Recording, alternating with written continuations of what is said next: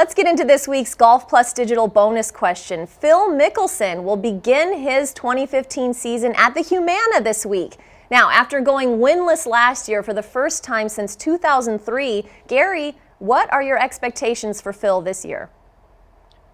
I think I've learned after 20 years of watching Phil not to have any expectations. He's the most unpredictable player we've ever seen. Maybe he needed an off year like last year as kind of a kick in the butt to get him to focus. He's got a lot of other things going on, a lot of other interests.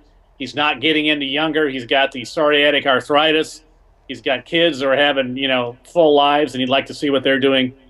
So, I don't know. What bothers me is that Phil's short game was kind of poor last year for him. You just can't spot the field 1 or 2 shots every day. That's 8 shots in a tournament. That's the difference between contending to win and, contending for 14th place. So, if Phil can straighten out his short game, which has always been his strength, I like his chances. But I'll be honest, I'm not going to pretend that I have any idea what Phil Mickelson is ever going to do, which is why he's so fun to watch. Well, despite the fact that he went winless last year, it wasn't as though it was an unsuccessful season by any other standard. Still a runner-up finish at the PGA Championship. I happen to think that rest is a good thing for Phil. This long layoff that he's had, hopefully he'll come back healthy and maybe a little rusty for the first couple of events. But as Gary said, Phil is so unpredictable. I'm sure he could win one event and miss the cut in the next, and that's just Phil.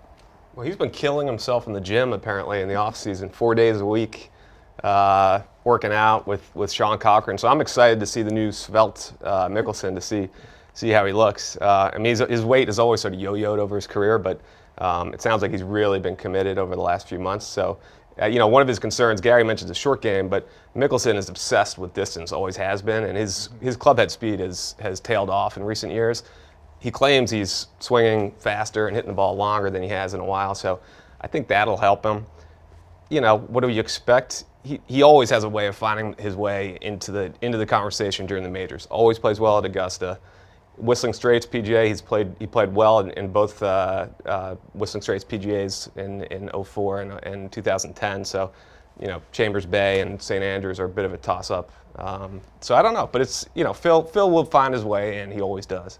I don't think it's a great sign that he's skipping these 2 events. I mean, I know it's for family reasons, and he's got a plan for how he wants to build himself up heading into the Masters, but those are 2 events where he normally gets off to a fast start for a season. He's won 4 times at Pebble and twice at Riviera, and usually by the time we get to the Masters, you're talking about Phil Mickelson as one of the hottest players on tour and one of the guys to watch, and he's giving himself fewer chances to get to that point this year. So the points about him being unpredictable are absolutely right, but I don't know that this is a great sign that he's skipping these 2 events just because he's had so much success there. And then again, maybe he just wants to go on 2 spring breaks. Right? Exactly. I mean, you guys don't have kids, so maybe you don't understand this, but he just wants to spend time with his daughters. I mean, here's a guy at the U.S. Open at Marion that flew home to California the night before the championship started to be at his daughter's graduation.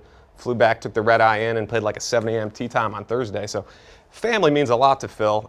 He's certainly earned it. He has the flexibility now where he can pick and choose his events. He'll be ready for the majors. It's not a concern. Now that we've written him off, he'll probably win the Grand Slam this year.